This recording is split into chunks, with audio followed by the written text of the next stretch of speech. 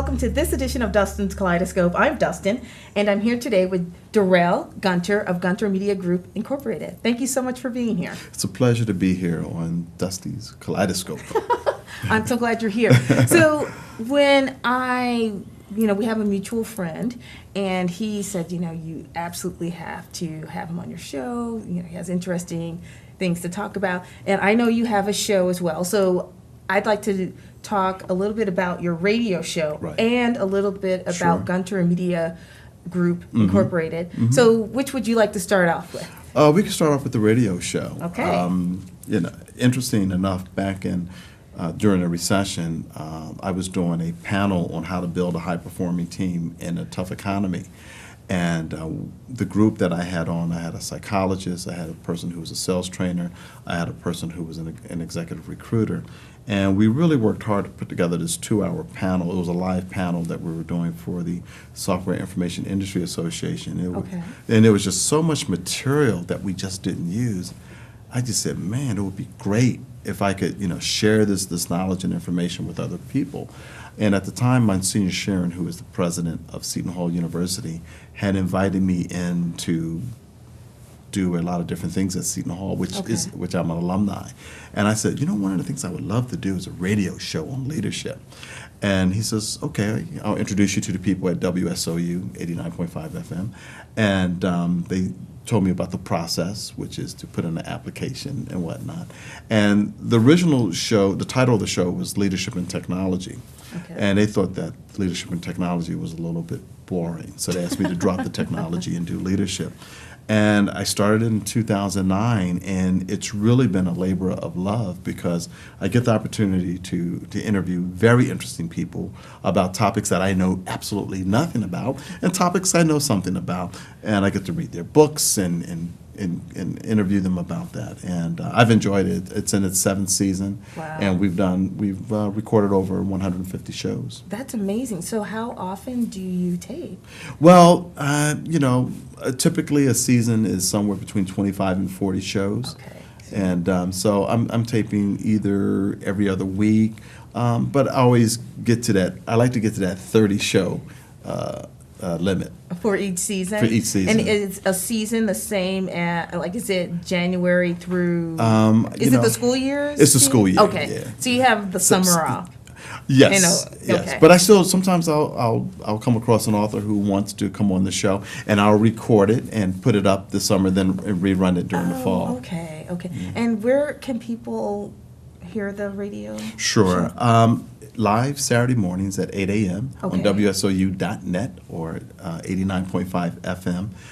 Or they could catch it on iTunes University under Seton Hall University and look for Leadership. And you'll see all of our shows there. And your name is specifically Leadership with Darrell W. Gunter. Perfect. Okay, yes. That's great. So you mentioned that you have a lot of different types of people there, including people, including you have people on who have subjects that you know about, subjects that you don't know about. Right. So when you're choosing people, how do you get in touch with them? How do you, say for example, give me an example of someone whom you wanted to find out more about what they do, but you didn't know them personally. There was a gentleman, and I'm having a little mental blank right now, but he's an astronaut. He's the only human being ever to have climbed Mount Everest and also been to space. And his name will come to me. That sounds very familiar. And I met him at a conference, and I said, I would love to have you on my radio program. And he was one of my first early guests. Oh, really? And also he was in addition to that, of all the great things that he's done, he was an ER doctor as well. So, okay. Yeah. Okay. He's done some phenomenal things. And you just happened to I met him at a conference? I met him at a conference in Ireland. And we happened to be at the same dinner table, and he was the keynote. And it was an Outsell signature event. Outsell is a research company in the industry. Okay. And he's a good friend of Anthea Strategos, who is the CEO of Outsell, who's a good industry friend of mine. And we hit it off, and I said, I'd love to have you on my radio program. He says, really? I said, yes. I said, there's a lot that you have to share. That's wonderful. Yeah. So I guess basically you have to be you can't be shy if you're going to approach No, people. no. And I don't get that from you anyway. Well, I know a lot of folks don't realize this, but I think I'm a classically trained extrovert. I'm really an introvert. I'm very low key. So you turn it on when you have to, and then you go back into your shell when Exactly. you don't have to. Exactly. That's so interesting. No, I love my quiet time and alone time. And the business that I've always been on the road a lot, Okay. and always had a lot of alone time because you're on the road. Whether I was in Rio, whether I was in Mexico, or in Amsterdam, where the company I used to work for was based, and do a lot of reading and self-reflecting. So how did you even decide to start? I know you said you started in 2009, but is your background in radio production or media? How did you? No, it isn't. Some years ago, when I was working at Dow Jones, Peter Kahn, who was the former chairman CEO of Dow Jones, he was a mentor to me. Okay. And we had a managers meeting in Chicago. And all of the executives of Dow Jones. Here I was, just a regional manager, And he says, Darrell, tomorrow I'd like for you to take on this session. And I said, okay. And so I got up and I did my bit, but I felt that I could be better. Okay. And so a good friend of mine, Ron Weston, suggested that I join Toastmasters with him.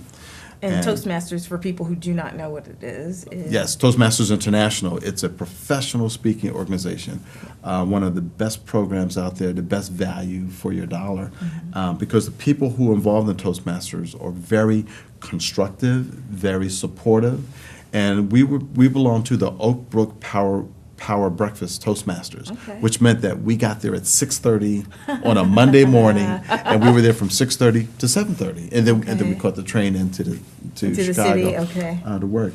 And that's when I really started to find my voice and really say, wow, the good Lord has really blessed me with a really good voice.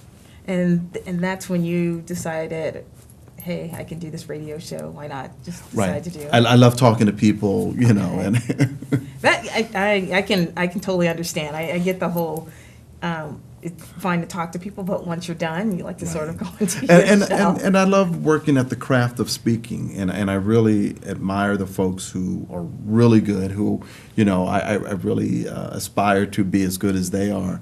A lot of times, when at different conferences, something will come up, and someone will go, Darrell, can you help me out? Can you take this session on? I said, sure, absolutely. And you don't even think twice about it. I don't think Are you twice about nervous it. at all? I'm always nervous, but once I get started, But I think the butterflies are good. The butterflies, I always take it. The butterflies mean that I care. Okay, that's true. And I want to do a good job. And you said that at this point you've had over 150, 152 shows, yes. 152. Okay. Out of all of the shows that you've done, are there any shows or any people who really stick out in your mind? Oh, there's several of them. One of them is a former executive coach of mine, Winston Lau, and he and I just had lunch recently, and he helped turn my life around in regards to balancing work and life. And it was an honor to have him on my program because he's an older gentleman. I see him as somewhat of a father figure. Okay. Yeah. And how did he help you balance work and life? 'Cause It's interesting. Back in 2003, having an executive coach in the United States could be viewed as, oh, there's a problem with this executive. Oh, okay. But in Europe, it's a perk. Everyone has, yes. It's a perk. Yeah. And what he was allowing me to do, because I would always work till about midnight, get home about 1 in the morning, and then back out of the house at 7. Wow. And he interviewed people who worked for me, he interviewed people who were my peers, he interviewed my manager, and he interviewed my wife. Oh, So he had a interesting. 360-degree view of what was the SWOT analysis of Darrell Gunter, and it took a few months, but we had a breakthrough, and then I was coming home for dinner, Okay.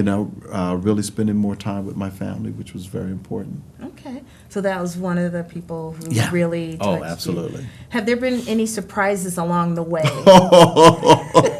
So I had this guest, and I'm trying to remember her name. I'm having a blank, but she has this project called the Op-Ed Project. Okay. And the Op-Ed Project, it's a project where people are taught how to write op-ed so that they can get published. Oh, Very okay. important. She always said she wanted to make sure that everyone could have a voice. And so I said, this is great. And so typically, when I have a guest come on, I do a pre-show interview, so I know what to expect. So we were doing 2 segments that day, 2 30-minute segments. And she said to me at the end of the first segment, oh, would you mind if a couple of my colleagues come on the program? Just You sort of know. spontaneous. Spontaneous. And I Okay. said, sure, not thinking anything. And so I had no information about these 2 folks. So, I said, I'm thinking, how bad could it be, right? Because, they're talking about writing positive things about op-eds and whatnot. Right. So I'm on we're doing it by digital line. Okay. So the gentleman comes on and we're talking. I said, so tell our audience a little bit about yourself. And so he says, well, I started off robbing banks. And Like, so, seriously? seriously, he said, I think he did 7 years.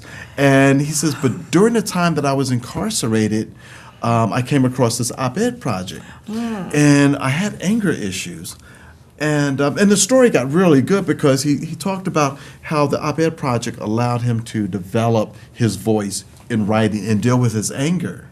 Oh, wow. And so he said it really helped me to get early parole. And now I go in and I counsel folks who are incarcerated, and I help them out.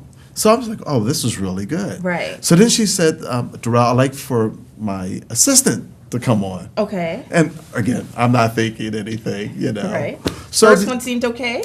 well, first one was surprising, It was surprising, but it but turned it out turned in a out- positive So way. the young lady, she comes on the line and we're talking. I said, so tell us a little bit about yourself. Not realizing that she was going to say, well, my story, I started off teenage pregnancy, dropped out of school, couldn't find my way, and then I came across the op-ed project. Okay. And with the op-ed project, again, I found my voice, and I was able to pull myself up. I got my undergraduate degree, I got my master's degree, and it was just a success story. Wow. So I always tell that story because it's kind of comical Right. but the success of it, about how someone, no matter what your circumstances, you could turn your life around, but it's through how you express yourself. Right. And I would assume it's also how you see the world at large. Right. Whether or not you see it as this way and it's always going to stay that way, or in Exactly. the case of your guest, they saw something different. Exactly, yeah. We have about 30 seconds left. So we're going to come back and we're going to talk about Gunter Media Group, Inc. Sure. But can you tell us again, how can people listen to your radio show? Oh, absolutely. Go to iTunes U, Okay. under Seton Hall University, look for Leadership with Darrell Gunter. Okay, and if they want to hear it live? Oh, WSOU.net. It's 89.5 FM here in the South Orange Maplewood area, but as I tell my friends abroad, WSOU.net, and we're streaming. Perfect. Well, we'll be right back. This is Dustin's Kaleidoscope, and we'll be back in a second.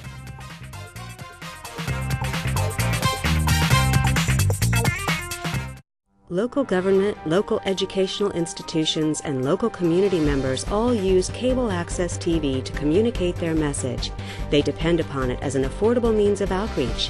Public educational and government access television empowers local government agencies, individuals, and groups to use the media to speak directly to their constituents in a more direct and cost-effective way. Make sure everyone has a voice. Support your local PEG channels.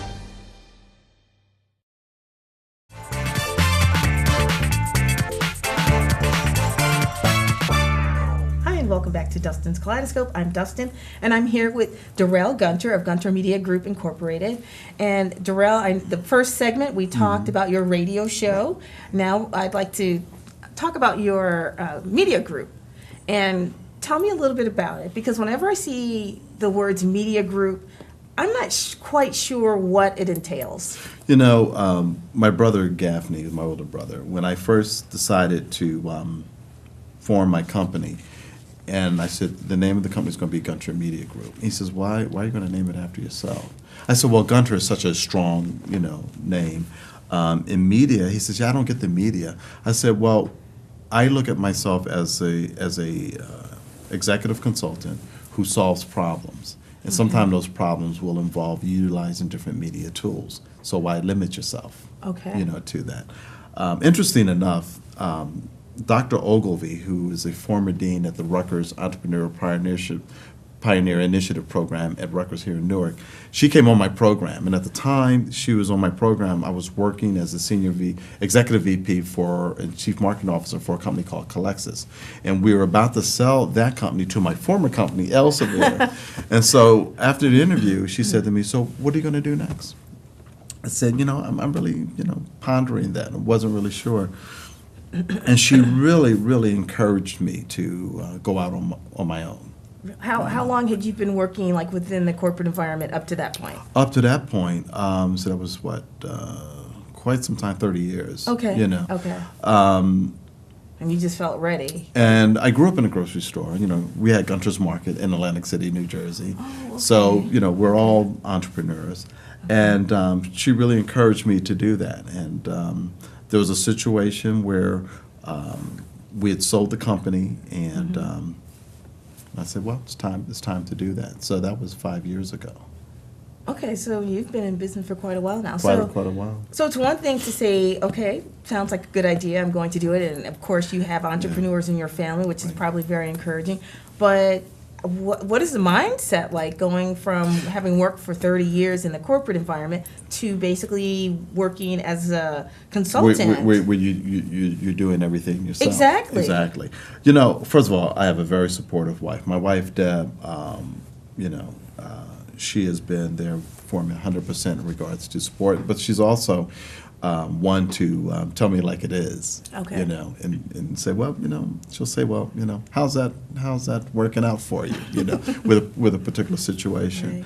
Right. But you got to have a mindset that that if it's going to be, it's going to be up to you. The buck stops with you. Okay. And really set a standard of how you're going to service your clients and service your business. And every client that I have, I would say it's a very satisfied and happy client because Okay. I make sure that they get more than what they've asked for. Okay. And so thinking of your clients, give me an example of like what they would Sure. come to you for. I solve problems. Okay. I solve executive problems. And those problems could be personnel, could be a sales marketing, could be a technical platform, could be a strategy. I have a client in Croatia right now. They're what they call an open access book publisher in the scholarly publishing industry. And they have a particular issue in regards to PR. And so we're putting together a very strategic PR program for them based upon, what they're doing. They're doing some very good things. Okay.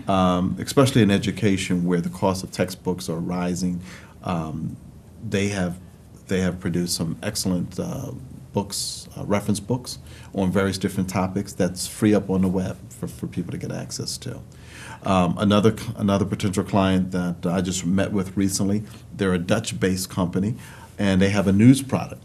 And basically, their news product organizes, aggregates vast amounts of different information, and then puts it into different segments. So if you're a newspaper and you want to see, what's going on in the world and all these different subject areas, they have an organized calendar of events. It's pretty cool stuff. So it would have like all the business information and then all Science, of the, okay. politics, and so he said to me, Darrell, well, how do you think you can help us? I said, what's your current strategy? He says, we don't have it. I said, number one. I said, number two, I said, I have over 6,000 LinkedIn contacts. There's very few people that I'm not connected to, or I'm not one or two people connections away. Okay. And I'm very active in the industry. So I know who are the people that folks need to interact with for that. I have another customer who has a platform. They're a digital publisher, and their platform is old technology. And Meaning like Physical The paper? physical platform. No, the physical platform in regards to the website and the search capability. Oh, I see. And Okay. I started to go off into topics like semantic search and artificial understand intelligence. what you're I saying? I showed them how it works because I have a Okay. prototype that we've built that demonstrates the power of a semantic search and fingerprinting of content and whatnot. So, Darrell, what kind of problems do you solve for your clients? You know, when you sit down and talk to a CEO, and I learned this from an organization called Vistage. Okay. Vistage is an organization where CEOs, they pay a fee to be part of a CEO help group, basically. Okay. And they get together once a month to talk about their various different issues. And the one thing that I learned as a Vistage speaker back in 2012 is that, you know, they're just like everyone else. They're trying to figure out how to solve their problems. So when you sit down and talk to a CEO, there's going to be a host of issues on their mind. And so then after I get them on the couch to get them to express that, then we focus on what are the top 1 or 2 or 3 things that they have an issue with. And sometimes it could range from them having a sales and marketing issue. They could have a pricing strategy issue. They could have a platform issue where their website just isn't getting the type of reaction from the marketplace that they want. And so we come in and we do what I like to call a gap analysis, and then walk them through and say, well, here's a plan of action. And with that plan of action, we provide them with a performance dashboard. And a performance dashboard that keeps everyone on the same page in regards to what we're trying to achieve. So, did you develop these tools, or are you using tools from? These are tools that I've learned throughout my experience Okay. actually from Xerox, Dow Jones, Elsevier, and Colexis. And of course, when you go to, I got my MBA from Lake Forest Graduate School of Management, there's different things that you learn there as well. And you really learn to utilize the tools that are going to give you the biggest impact with a particular client. So, Darrell, we've talked about your radio show, we've talked about your media group, and I can see how they complement each other. So, looking in the future, like, do you still want to continue doing both? Do you want to focus more on one or the other, or do you want to do something totally new? No. I thoughts? think right now I'm trying to master it. Okay. I really want to build Gunter Media Group into a true McKinsey type of consulting firm. Okay. And years ago, when I was at Seton Hall University, I was an EOP student, Equal Education Opportunity Program student. Oh, okay. And my senior year, I was the master of ceremonies for the annual luncheon that they would have. And in there, I talked about wanting to have my own marketing firm here in South Orange. Right. So And here you are. here it is, So that's so encouraging. For because people who are looking and thinking like, okay, can I do this? Like, what kind of advice or would you give people who are considering doing this? You were working for 30 years in corporate America. Now you're at 5 years working for yourself. You have the radio show, which you've been doing since 2009. Right. What advice would you give people? I one thing that I've learned, and my wife Deb has really helped me to mature in this area. I was always looking for the next thing. Okay. But this is the next thing, and I really want to develop it fully, so that Gunter Media Group will be known globally. Okay. As a firm that has really helps businesses to grow. Okay. And so would you suggest that anyone who is considering being an entrepreneur, that they focus on where they are right now, like if they're in a corporate job, or instead of focusing on the next thing, or how would they handle that? Yeah, everyone's different. There's a book that the framework is there. I just have to write it, and it's called From Business Class to Coach. Lessons learned from someone in corporate America going to being an entrepreneur. And the key thing is that you really got to understand yourself and your temperament, because being an entrepreneur is not for the faint of heart, because you're responsible for everything. Yes. Health benefits, payroll. When you bring someone on, you got to make sure that you can afford to bring that individual on, Right. because there's nothing worse than laying someone off. And in corporate America, I've had to deal with that. Right. we would acquire another company, and then we had 2 customer service units, so you had to lay off 30 people. Right. So you really got to put both feet in and really be serious about it and work towards it, and understand fully the value chain of what you're getting yourself involved in and what type of sacrifices that you're going to have to make. And it sounds like you have had a very supportive spouse. I Oh, mean, very supportive, yes. in addition to your family support, have you had other types of like professional support outside of the family? Absolutely. And how has that helped you? Yeah, I have a number of mentors. Oh, okay. People, a handful, not a lot. Mm-hmm. People that know me, understand me, and my brother Gaffney,